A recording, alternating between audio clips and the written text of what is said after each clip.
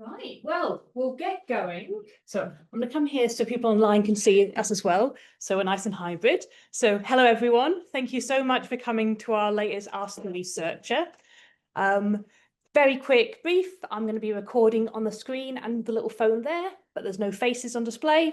And I will also be doing editing afterwards if any voice stuff. So it will just be Katrina's talk that will be published afterwards so other people can see it. The way it's going to run, Katrina's going to do her presentation, and then afterwards we'll have the questions. So if you have any questions, just note them down, and then at the end we'll do a big question and answers. This is just to make it easier for everyone online as well to take part, because that way I can keep an eye on their questions, your questions, and we can go through it all together. Afterwards, I'll be opening the screen doors. We'll have a lovely lunch to share. You can come and chat to me, come and chat to Katrina, come and chat to anyone else on our team. And yeah, I hope you guys all have a really lovely day. So without any further ado, I will pass you on. Thank you. Hello. Thank you so much for having me here today. I'm very excited. I mentioned to some of you here that it's my first kind of patient public interaction session, so I'm a little bit nervous, so go easy, please. And hello, everybody online as well. And let's hope that everything technically goes smoothly, but if not, Libby's there for any technical issues. Oh, there we go. Right. So I would first like to tell you about who I am and why am I here. So this is what I do day to day. So I'm a pathologist. We already learned from David that I do postmortems, but I also look at cells using this device here, which is a microscope for anybody who doesn't know. But before that, I did 2 years training as a general doctor. And even before that, I was born in Riga, which is in Latvia, if anybody's been. And then I moved to UK, specifically to Belfast, where I did my medical school. And this is a picture of Mourne Mountains, which I absolutely fell in love with. And then I came to Leeds after finishing medical school, which is where I did my first 2 years as training as a doctor. And as part of that, which led to this project, I did a bit of research in Bradford. So this is the Institute of Aging and Health Research in Bradford. So the people I worked with, who I definitely have to mention, is my co-author, Timon. So he's currently an aesthetics trainee in London. Most of you met Dr. Sarah Mackey, who's a rheumatologist and researcher as well. Dr. Oliver Todd is a elderly medicine doctor, so he works in Bradford. And then Dr. Max Yates is another rheumatologist down in Norwich. And of course, this research wouldn't be complete with all the patients who've contributed to the data that we worked with, and all the kind of organizations that supported and worked with us. So today, I will tell you a little bit about why we chose to do this project, and take you through what we did and how we did it, and then the main takeaways of our findings, and then I look forward to hearing your questions. And I hope kind of to hear your perspective in particular and bring that back to the kind of paper we're publishing and writing. So moving on to background. So why did we care? I assume most of you have heard of Polymyalgia Rheumatica and Giant Cell Arteritis. Inflammatory conditions, polymyalgia tends to cause inflammation and pain around the joints, especially on the shoulders and hips. And Giant Cell Arteritis tends to affect blood vessels and can give you headaches and kind of pain when you're chewing. And the reason we care is because those conditions do cause not only a lot of discomfort for patients, but also they do need to be treated. So GCA in particular can affect vision if not treated. So there are important conditions to know about. Currently, the way we're treated is with these little tablets of steroids. I'm sure most of you are aware of these tablets, and they work like a wonder, and that's why we use them. But unfortunately, they do have some side effects, and one of these many side effects is risk to your health, particularly to your heart health. And we I've done previous work, not myself, but other researchers in the country, where we found that there are some things coming out from the studies that people with polymyalgia rheumatica or giant cell arteritis might have more common kind of disease of hypertension, as well as sometimes people have found that people who smoke are develop giant cell arteritis more commonly. And smoking and high blood pressure are two kind of really common things we think about when we think about heart health. So there's an increasing number of researchers wondering whether there's any connection between these cardiovascular or heart health diseases and PMR and GCA. And of course, with steroids also affecting heart health, it all kind of comes together. The other thing I want to tell you about is about how you can use health records for research. Now, when you go to GP and your GP types something in the computer, those notes get attached something called codes. And they're not just any codes, they're codes that kind of can be used in research to answer questions. And this type of research is called big data research. You've heard about that. And it's kind of a big movement in research these days to use data that's completely anonymized, so it can never be traced back to any individual person. And people participating in this research have consented. And then these big databases from all the people have very kindly given their data can be used to answer big questions about disease and health. And we were interested in answering and asking some of these questions about PMR and GCA. And there is a local big database or kind of group of health data just here in Bradford. So called Connected Bradford, and that covers areas of Airedale, Bradford kind of surrounding areas. So a fairly big kind of area here locally in Yorkshire. And we thought, why not use this database to ask some of these questions that we had about heart health, about steroids, and about PMR and GCA. So to bring the things I've been talking about together, we're interested in heart health. And it's a big thing that everybody's heard of, and something that's a really big problem for us as a society. And we're wondering, how does polymyalgia and giant cell arteritis, together with people who use steroids, and then what kind of disease they already have that affects heart health, like diabetes, high blood pressure, smoking, and how does that affect their risk of heart disease? So what do we do? Kind of building on from this pyramid, we wanted to look at Connected Bradford, which is as I mentioned, a big kind of group of patient data, anonymized. And when you have a big database like that, you first need to try and find the patients you're interested in. And so we first wanted to identify whether there's any patients with polymyalgia and giant cell arteritis in Connected Bradford that we can have a look at. And then once we'd done that, we wanted to see how many of them have conditions that we know about, that your GP asked you about, that cause heart disease. And then we wanted to see how much steroid medications they're getting. The reason for that is not only just to see whether it's kind of causing heart disease or whether they're following guidelines, but also just to see how people are taking steroids in real life. You know, guideline is one thing, but we know it's a tricky thing to get off steroids and can be very difficult. So we wanted to see how people are actually taking steroids in this group. So how did we do it? So I mentioned those codes that your GP types into the computer.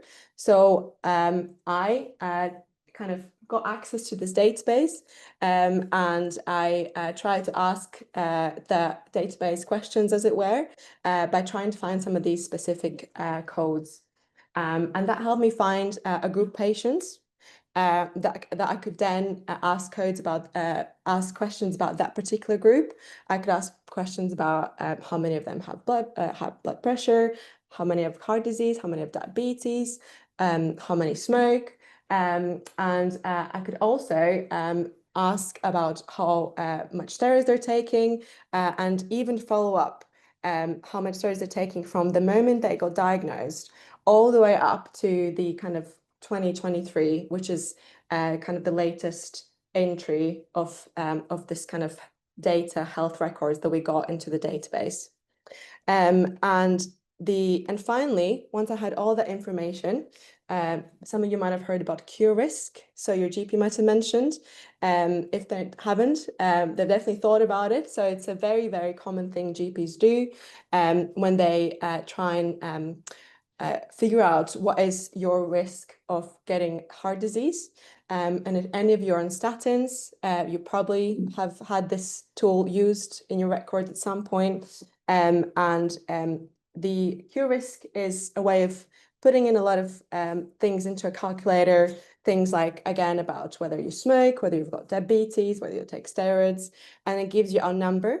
And that number is your risk of having heart disease in the next 10 years.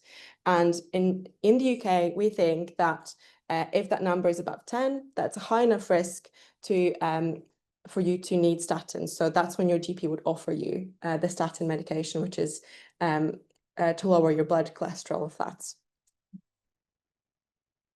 So now to the exciting bit, which is what do we find?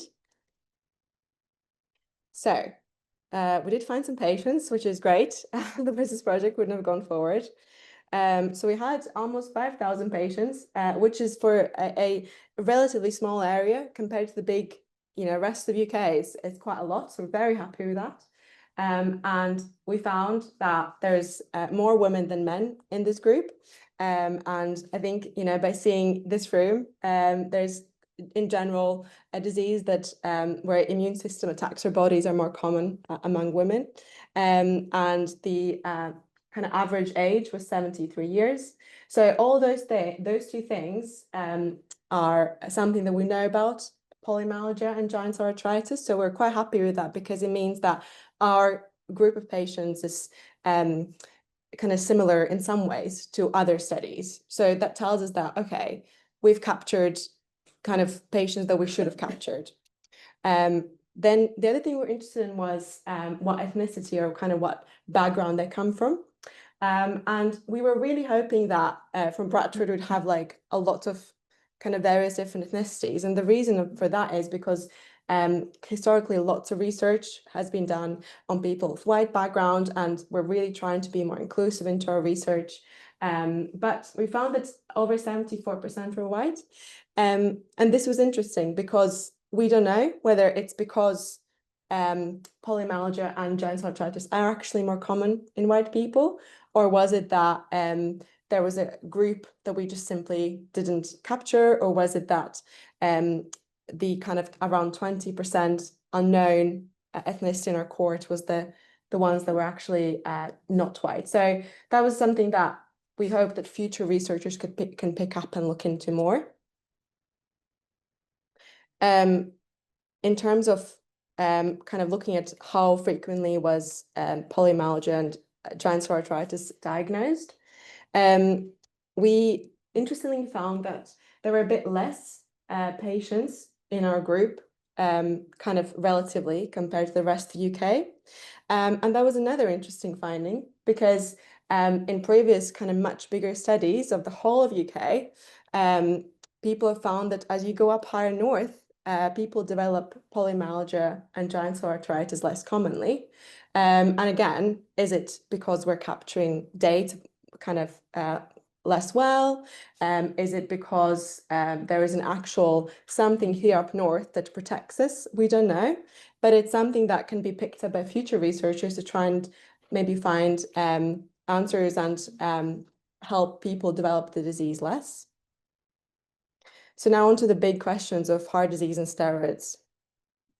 So in terms of the kind of the risk of heart disease, we found that around 30%, the kind of average number, the mean number was around 30%. So that means for patients that kind of entered our group at the kind of start of our research, as it were, which means when I identified them and when they got their diagnosis, their risk of having heart disease in the future 10 years was 30%. So that's quite high. And it's higher than we expected for this kind of age and kind of group of people. For comparison for that particular age, you'd kind of expect up to 20%.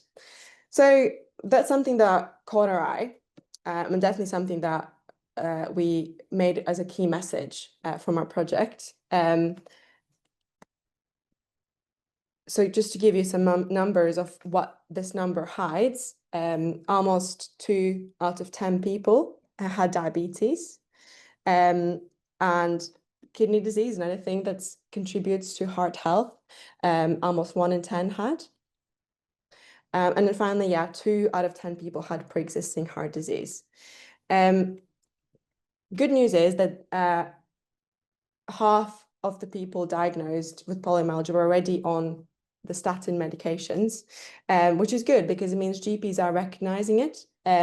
However, at the moment, there's no official kind of guideline for GPs to ask people with polymyalgia, let's talk about your heart health.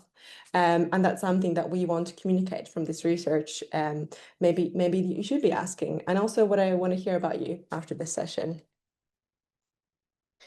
And then moving on to the steroids. So in the UK, your rheumatologists and your GPs follow British guidelines for these.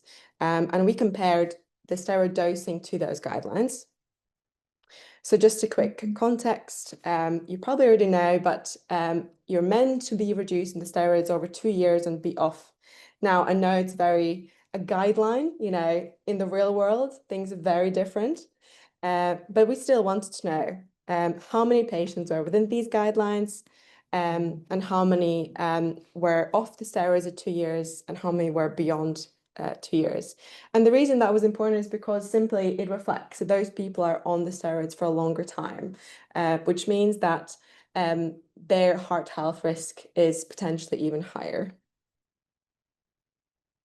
So we found that 6 out of 10 people were taking higher than recommended dose at 1 year. Now, it wasn't massively higher, but it was a bit higher than the guidelines. The caveat of that was that a lot of those people then did still finish the steroids within 2 years. And that, to me, just says that the steroid dosing is very much a patient and GP or, clinician kind of challenge, Maybe you need a little bit higher in order to get off them sooner. We don't know. But it's something to think about. But then probably the more important figure was that around 30%, so 3 out of 10 people were taking steroids for kind of beyond those 2 years. So that's quite a higher number. So if we go back to the heart health risk, and that we know that steroids kind of increase heart health, and that in this group of patients that we found heart health was already quite high, that's something that we should kind of pay attention to and think about what we can do about this. So I hope I haven't bored you all to death, but I'll summarize my kind of key findings. So we've identified a new group of patients with polymyalgia and giant cell arteritis in north of England, which we hope future researchers can use now that we've described them, identified them, and ask more questions. The connected Bradford group of these patients have a higher than we expected risk of heart disease, not massively higher, but higher. And steroid dosing mostly follows British guidelines, so which is great. I think everybody's trying their best, but we can probably do a little bit better, or at least ask some questions in terms of how can we help patients and clinicians work together better, or at least ask questions about heart health and open those conversations up. So every study has limitations, and this in particular is quite a small geographic area. Now, for us, it's big. Personally, it takes me ages to drive to Bradford, but for research, it's a small area. So I couldn't, for example, take the findings of this study and use them to inform practice about things in Cornwall. It's also only descriptions, so that's really important because we can't say, the reasons for things we saw. We can only say this is what we saw. And we hope that future studies with bigger teams, more time, can really go deeper into this and answer those questions with more kind of stronger methods. And with all studies of health records, there's always going to be missing data. And we also had some missing data, for example, the 20% of people whose ethnicity we didn't know. And it's something we really tried our best to work around, but it's always something that can affect the conclusions that we have. So what next? We're trying to spread our findings, writing up a paper in the medical journal. Yeah, I will be hopefully after a question and answer session asking opinion on what you think will be important, the most important things to include into that. So thank you so much for listening.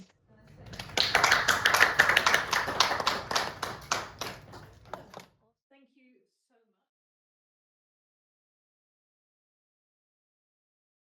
much. Yeah.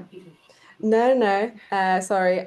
It's one of those things that definitely covers a broad area. So let's break down your questions. Excellent questions. So in terms of the geographical area, we because the kind of having identity of where somebody lives can be used kind of to track down together with other bits of information, who they are. We in a relatively small study on the bigger population of UK scale, we didn't go into that because we want to preserve anonymity.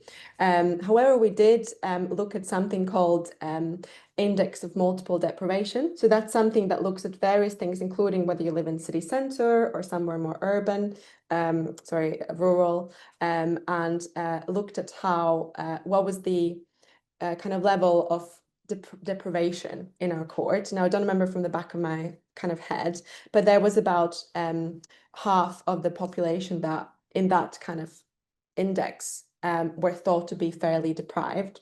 And in general, we know that poor health correlates with deprivation and urban areas. So I would expect that there's some correlation there. Your second question about steroids. Now, I'm not a heart health researcher kind of professionally, but that is a pretty established link. So it's a very, very strong thing that we very much know from very, very big historic studies. And in terms of heart health, so heart health involves disease of the heart, so of the vessels of the heart, vessels of the brain that can cause stroke. In terms of the irregular heartbeat, so there's many things that can cause that. But sometimes the irregular heartbeat can be caused by the disease of the vessels of the heart. And same as if anybody's heard heart failure, weak heart, that's same as well. Can be different things, but sometimes and often it's caused by those diseases. Yeah, is that okay? Yeah. I'll grab some online. Underlying heart disease. Yeah. Sorry, go on. So really, again, something that we wanted to look into, but because it's a study where we're only describing, we can't with confidence say, yes, there is. We did look into whether there's people before they get the diagnosis, they get a bit more hypertension. And the answer was no. And the reason we chose hypertension was because I mentioned at the very start, some other studies have found that there is a bit more hypertension before you end up getting diagnosed with PMR. So in our instance, we didn't find. Now, that doesn't mean there isn't. It just means that in our study, that didn't come across. It could be because the size, it could be because it's not kind of recorded well enough. But again, we can't really draw conclusions about that because we're only describing, we're not trying to prove any correlations.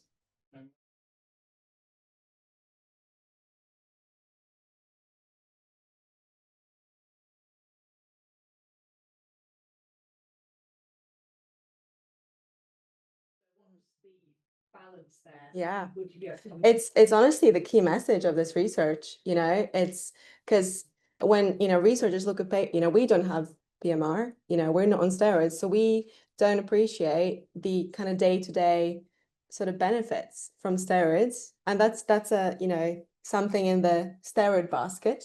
But of course, as researchers, we do have the information about, well, we do know that X number of people who are on steroids end up having heart disease, which, then ends up affecting your life in different ways. So that's really the big questions that we should be focusing on is, how do we balance these things? I suppose, how do we communicate those things to you guys, so you can make the choice, and decide what's and the thing is, though, we don't even know, we don't even know at this time, kind of, we haven't really looked into this long term. I mean, I'm just saying, like, years, decades of these kind of small dose of steroids. So I think it's a really, really good question, something I'd like to hear about future researchers work on more.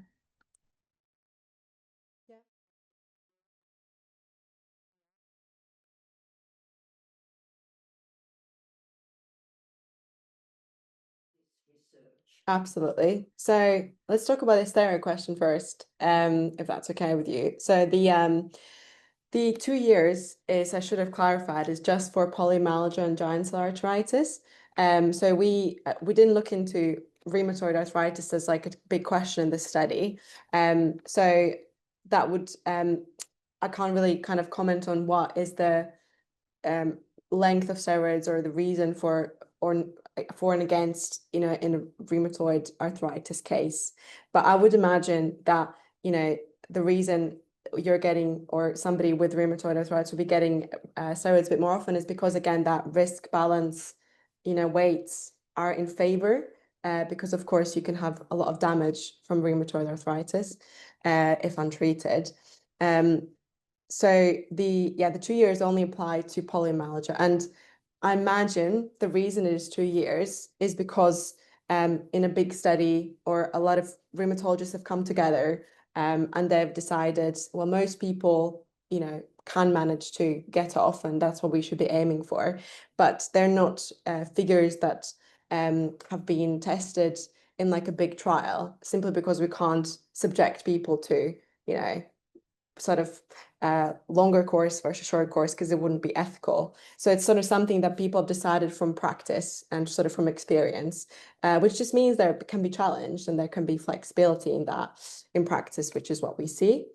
In terms of the nutrition, yeah, that's I love kind of that people are thinking that way, because that's a huge part of kind of our health, eating, and all those kind of things, and we haven't looked into it because when it comes to data, all I have is a table. So, when you go to GP, the most they'll say about what you eat is, offered healthy advice. They won't comment on whether you cook with olive oil or butter.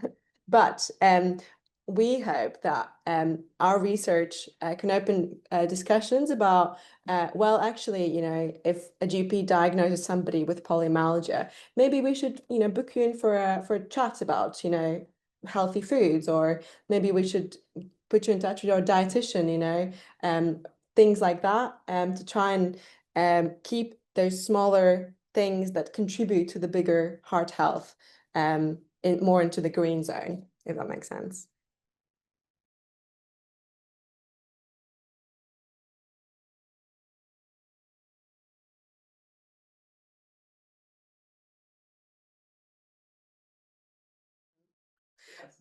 Yeah, so it's not this study, but the other studies kind of done in the rest of the UK have shown, for example, for GCA, that people do tend to have more heart attacks after. And there's very conflicting evidence about whether polymyalgia ends up having more heart disease and people particularly dying from heart disease. And the reason for that is probably because it's not a single yes or no answer. It's a whole kind of constellation of factors. So if you think about, the polymyalgia and giant cell arteritis, it's inflammation. And, you know, I'm sure you know that when your body is inflamed, you just feel a bit rotten, and that affects your heart as well. So all those kind of things, all those nasty things going through your blood, they also affect your blood vessels, your heart. And the theory is that tiny bit of damage can cause heart disease. But again, there's lots of what we call noise in the data. So, you know, these people who be on steroids, people who smoke, people who have diabetes. So it's just really, really hard to point to polymyalgia or giant cell arteritis. Yes, you know, that causes, it's more likely to be like marbles, you know, like there's probably like a ball of marbles that eventually tips over into heart disease. And, you know, polymyalgia is one marble, smoking is another, diabetes another, and kind of eventually that tips over, and you know, you kind of end up having that disease, if that makes sense.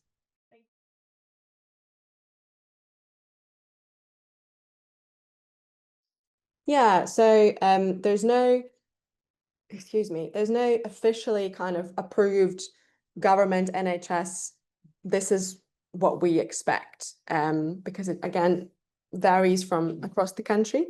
But some studies have said that in this particular group, we'd expect you know, 25, kind of in that ballpark. So it's not massively higher, but it is a bit higher, especially, you know, if we think about 30% being the middle. So there's people who've got much higher than that as well.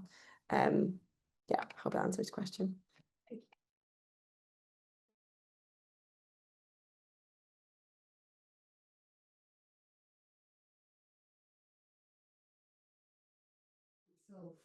Yeah, a really good question. Something we're definitely commenting on in the paper that we're writing. So there was one of the biggest studies done of polymyalgia and giant cell arteritis. You know, again, had mostly white people, and in general, previous studies have found that it's mostly white people, which has created this idea that it's a disease of the white people. But actually, more and more researchers are coming out and saying, well, you haven't actually been including people of different ethnicities, so we don't know. And then once you start asking those questions, you realize actually, you know, how do we include them? Because, you know, there's, as you said, people have different cultural kind of health seeking behaviors. You know, people might not trust their GP for various reasons. And then you know, we're at a stage now, we want to ask those questions.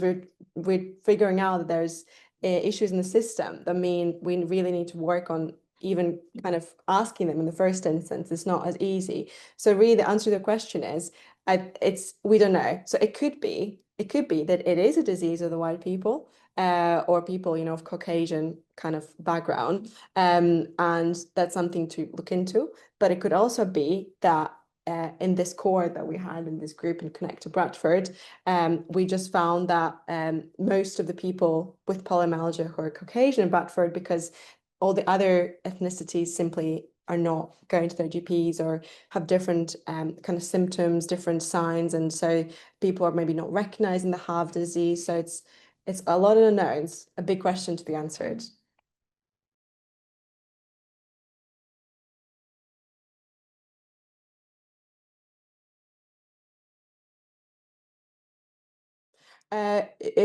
No, so the way we kind of chose them was that before we started this project, this Connect to Bradford is a big project that a lot of studies have been done in, and it's a kind of initiative where people are using the health records from GPs to just kind of put them into this big online database, and we chose that particular database, Connected Bradford, because it was close to us and we had access to it.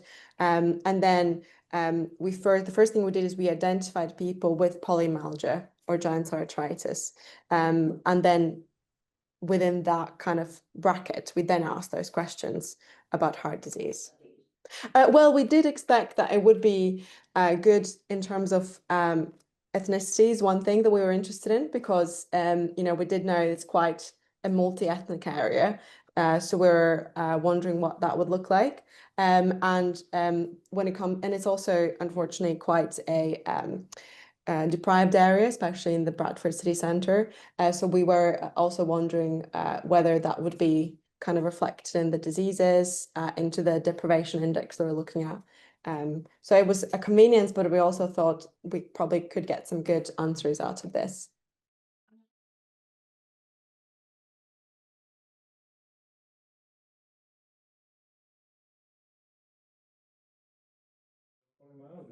Exactly, and that is like one of the main messages really that we have, is that, you know, it's a chicken and egg situation, you know, which one is it? But regardless, we should look into this, and we should kind of zoom in, and in the first instance, you know, kind of open up conversations and make you guys aware at least, because certainly, even if it wasn't for your polymyalgia, you should still get, you know, heart disease advice. You should still get kind of your GP screening you and talking to you about heart disease. And the question we're asking is whether people with polymyalgia need to have that question asked when they first get diagnosed. So not wait until, you know, your GP, yeah.